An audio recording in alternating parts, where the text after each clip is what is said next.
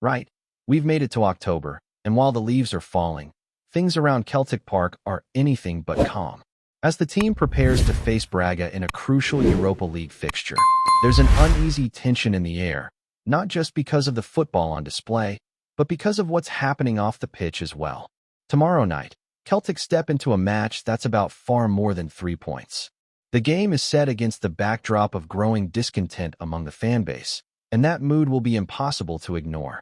Let's start with what's been swirling around off the field, because it's something that could very well shape the tone of the night. A planned 29-minute silent protest is set to go ahead during the opening half-hour of the match. That number isn't random. It represents the 29 days of silence from the Celtic board following an open letter signed by numerous fans and organizations. It's a clear message: engage with us, communicate, or this silence will continue. The group organizing it made their stance clear. If the silence from the board breaks, the protest may end. But until then, they will hold their ground. That tension, that disconnect between board and fans, is expected to be felt in full force when the players walk out onto the pitch. It's an awkward and painful contrast. On one hand, you've got the club trying to push ticket sales and even promoting a new Henrik Larsson merchandise line, complete with premium watches, collectible coins, calendars, and water bottles. But on the other, fans feel their voices are being ignored. The silence is not just symbolic, it's a warning. And while the players need backing now more than ever, the atmosphere at Celtic Park might not be what they're hoping for when that first whistle blows. Despite everything, there's still a genuine sense of anticipation for the fixture itself. The hope is that, even with all the noise around the club, there will still be a solid crowd, potentially upwards of 40,000 fans, which would be quite remarkable given the time of kickoff at 5:45 and the current climate surrounding the club. The truth is, Celtic are in a transitional phase under Brendan Rodgers. The performances haven't always been fluent, the goals haven't exactly been flowing, but there are signs of something taking shape. That's why this game matters. It's a chance to build momentum. And for that to happen, the team needs energy, noise, passion, the kind Celtic Park is famous for. Whether that can happen during a protest, we'll soon find out. Looking back at Rodgers' comments this week, he's sticking to the positives. He praised the performance against Hibernian, especially the pressing and pace when Celtic were out of possession. But his main message ahead of the Braga game is simple: turn performances into goals. That's been the major frustration so far this season. There's been decent build-up play, moments of control, but not enough end product. And in European competition, that ruthlessness in front of goal becomes even more important. One name that Rodgers singled out was Liam Scales. And fair enough, because the defender has been a standout in recent weeks. Rodgers described him as reliable, consistent, someone he can trust every match, and you know what? That's been spot on. Amid the rotation at fullback, the mixed form of other center halves, and the injury issues across the backline, Scales has stepped up. It's not flashy, but it's solid. Only 3 goals conceded across 11 matches in all competitions is a stat that speaks volumes, especially considering the defensive uncertainty early in the campaign. It's actually a bit ironic. While Celtic's attack has struggled to find fluidity, the defense has quietly become a real strength. And that resilience will need to be on full display against Braga, a side that has experience and pedigree in this competition.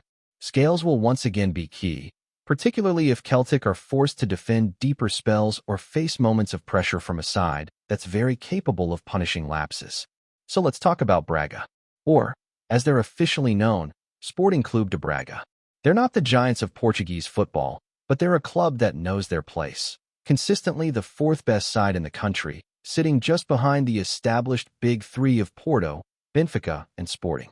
They finished 4th again last season, as they have in 8 of the last 11 seasons. That level of consistency has earned them regular appearances in Europe, and they often do well in the Europa League, reaching the knockout stages on several occasions. Their journey to the group stage this season wasn't a breeze, but they built into it. They edged past Levski Sofia, then cruised past Cluj and Lincoln Red Imps to make it to the league phase. And last week, they picked up an impressive home win against Feyenoord. Not the most thrilling game, but a solid result. That's 6 consecutive Europa League victories, so they come to Celtic Park with confidence, even if their domestic form has been underwhelming. They've only won 2 of their 7 league matches in Portugal so far, drawing 3 and losing 2. So while they've shown strength in Europe, there's pressure on their new manager, Carlos Vichen. Vichen is a fascinating figure. Just 42 years old, this is his first job as a head coach.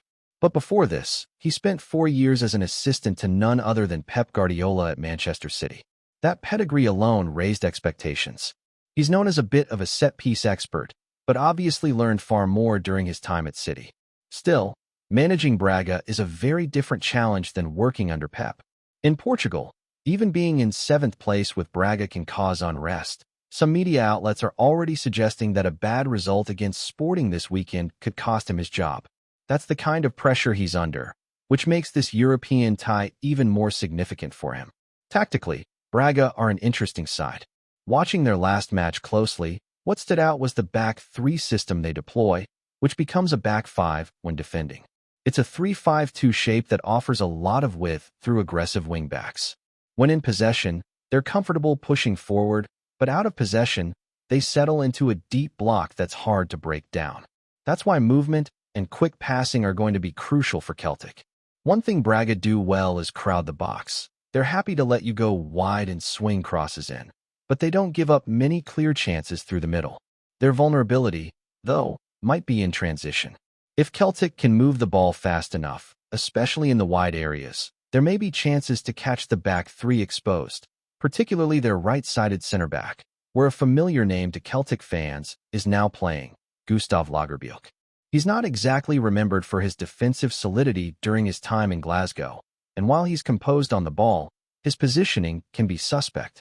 That's something Celtic will surely look to target. But again, the key is tempo. If things are too slow, Braga will get numbers behind the ball and frustrate. That's been a pattern for Celtic this season, so breaking that rhythm will be vital. Up front, Braga do have threats. João Moutinho, the Portuguese veteran, is still pulling the strings in midfield. At 39 years old, he might not cover ground like he used to, but his vision and passing range remain elite.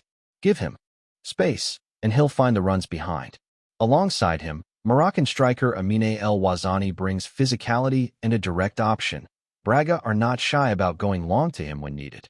That mix of possession play and Route 1 football makes them unpredictable at times, and Celtic's backline will need to stay switched on throughout. For all the Guardiola connections, Braga are not as silky on the ball as you might expect. They're organized, disciplined, and at times surprisingly direct. That could suit Celtic, who prefer to dominate possession at home, but only if they stay sharp and clinical. This isn't the kind of game where you can afford to waste chances. And that's been Celtic's Achilles heel too often this season, the lack of cutting edge in front of goal. One potential boost for Brendan Rodgers could come in the form of Austin Trusty. The defender has been out since the Karat tie, but is back in training and hinted at a return on social media. Whether he's fit enough to feature remains to be seen, but it's encouraging to have more options in defense. Depth has been an issue, especially when managing domestic and European schedules. Having Trusty available again, even from the bench, could be important as the season goes on. And lastly, a small detail that could carry some weight. The referee for tomorrow night's game is Tobias Stieler from Germany. He officiated that famous Celtic win away to Lazio back in 2019, although he was also in charge during a heavy defeat to Sparta Prague a year later. So a bit of a mixed bag, but his presence does add an extra European flavor to the night. Whether or not he becomes a talking point remains to be seen, but in matches like these, every decision can matter. There's no doubt this is a big one, not just for the group standings, but for the mood around the club. Celtic need a win, the fans need a spark, and the team needs to show that all the signs of progress can finally turn into results. Whether the noise in the stands will help or hinder that, we're about to find out. So let's dive a bit deeper into what Celtic are likely to face when Braga step out at Parkhead. Because for all the talk about European pedigree, tactical systems, and past results, what really matters tomorrow is who steps up when it counts, who takes control of the moment, who seizes it. Celtic have been a side trying to find rhythm, trying to gel, and trying to shake off the sluggishness that's crept into too many performances this season. Braga, meanwhile, may not be in flying form domestically, but they carry a confidence in Europe that makes them dangerous. They won't be intimidated by Celtic Park, especially if the crowd is muted early on by protest. That's why starting fast is going to be crucial. This game needs to be grabbed by the scruff of the neck from the first whistle. Looking at their shape again, the way Braga defend as a unit is quite clear. When they lose possession, they drop quickly into a compact 5-3-2. That middle three stays narrow, cutting off passing lanes and forcing opponents wide. Celtic have had a tendency this season to play side to side without much urgency, and that plays straight into Braga's hands. What we need to see is directness, players breaking lines, running in behind, not just waiting for the perfect opening. Because if this turns into a game of patience, Braga will happily sit deep and look to hit on the break. Their wingbacks are a real threat going forward as well. They don't just sit back and protect the wide areas. They bomb forward with intent, often joining attacks as auxiliary wingers. That leaves space in behind, yes, but it also means Celtic's fullbacks or wingers will have to track back. It's going to be a demanding match physically, especially for whoever starts out wide. If you lose your marker for a second, Braga are capable of exploiting those pockets and punishing you. They may not have the most high-profile names in Europe, but what they have is cohesion and belief, and sometimes that's enough in matches like these. One major decision for Rodgers is who leads the line. The striking role has been a revolving door lately, and no one has fully nailed down that spot with consistent performances. It's not just about finishing either.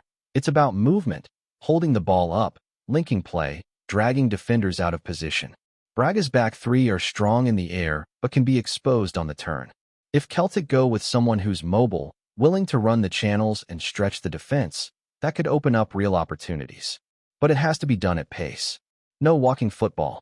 Braga are too organized to be broken down slowly. Midfield will be another battleground. This is where João Moutinho operates, and despite being 39, he still dictates tempo when given the space. Celtic will need someone in there to shadow him, not just to close him down when he gets the ball, but to anticipate where he's going next. Because he doesn't need much time. One glance, one pass, and your backline is under pressure. Disrupting that rhythm will be key. It could be a night for someone like Callum McGregor to step up with a proper captain's performance. Not just with the ball, but without it. Winning second balls, covering space, showing urgency. There's also a psychological layer to this game. The players will be well aware of the protest, the silence, the mood in the stands. It's impossible not to feel that. And when you're playing in front of tens of thousands who are deliberately not singing or cheering for nearly half an hour, that creates a weird energy. It can make the pitch feel colder, the pressure heavier. That's when leadership matters. That's when the experienced heads need to show composure and help push through it. Because once that protest ends, and if Celtic are on top by that point, the noise that follows could be thunderous. That's the moment you want to be ready for. That's when Celtic Park becomes what we all know it can be. Before we proceed, subscribe to our channel and enable notifications to receive all exclusive news about Celtic FC. Don't miss any details about your favorite team. It's extremely important for Celtic FC fans. In the smoky corners of Glasgow's football gossip, a whisper has begun to gather force, and it concerns two of Scotland's most recognized names, goalkeeper Angus Gunn and Celtic captain Callum McGregor. Word from inside the corridors of Parkhead suggests a dramatic rift has opened, one that could shake the very foundations of the dressing room. According to murmurs from those close to the squad, Gunn has made it known in no uncertain terms that he will not set foot between the posts while McGregor continues to wear the armband. It is a claim that has sent tongues wagging across the city. McGregor, the steady heartbeat of Celtic for years, has rarely been caught in the crossfire of controversy. His leadership has been praised both by fans and pundits alike, often hailed as the quiet but decisive influence behind the team's relentless domestic dominance.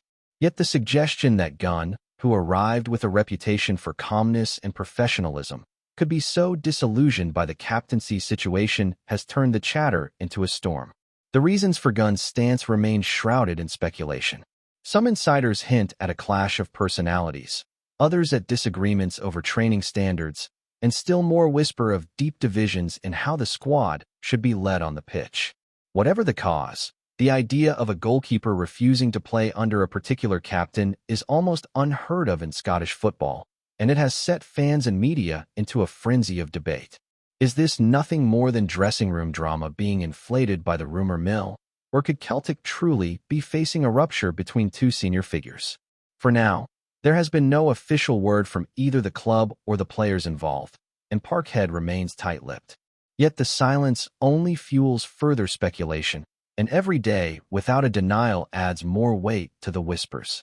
If true, the fallout could be seismic. For a team chasing trophies on multiple fronts, unity is as vital as talent. A divided dressing room rarely lifts silverware, and should Gunn stick to his word, Celtic may find themselves forced into an uncomfortable choice: the trusted captain who has led them to glory, or the goalkeeper who refuses to follow him. Hello, fan. Don't forget to like and subscribe to the channel, as it means a lot to Celtic FC. Also, share your opinion about the news in the comments below. See you in the next video.